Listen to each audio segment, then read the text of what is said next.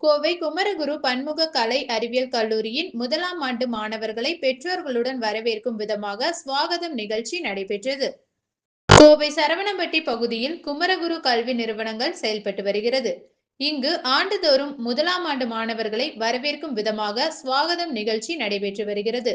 இதேபோல் இந்த ஆண்டு 2024 குமரகுரு பன்முக கலை அறிவியல் கல்லூரியில் 11 இளங்கலை படிப்புகளில் சேர்ந்துள்ள 476 மாணவர்களை அவர்களது பெற்றோர்களுடன் வரவேற்கும் விதமாக கல்லூரி வளாகத்தில் ஸ்வாகதம் நிகழ்ச்சி நடைபெற்றது. இந்நிகழ்ச்சியில் குமரகுரு பன்முக கலை அறிவியல் கல்லூரியின் முதல்வர் டாக்டர் விஜிலா எட்வின் கென்னடி கலந்து கொண்டு புதிய மாணவர்களை வரவேற்றார்.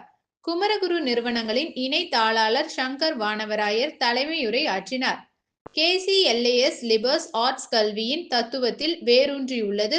தேர்ந்தெடுக்கப்பட்ட ஒழுக்கத்தை பற்றிய ஆழமான புரிதலுடன் முழுமையான வளர்ச்சிக்கான பரந்த அடிப்படையிலான கல்வியை வழங்குவதுடன் சமூகத்தின் வெற்றிகரமான உற்பத்தி செய்யும் உறுப்பினர்களாக மாறுவதற்கான அறிவையும் திறன்களையும் மாணவர்களுக்கு வழங்குவதற்காக பாடத்திட்டம் வடிவமைக்கப்பட்டுள்ளது.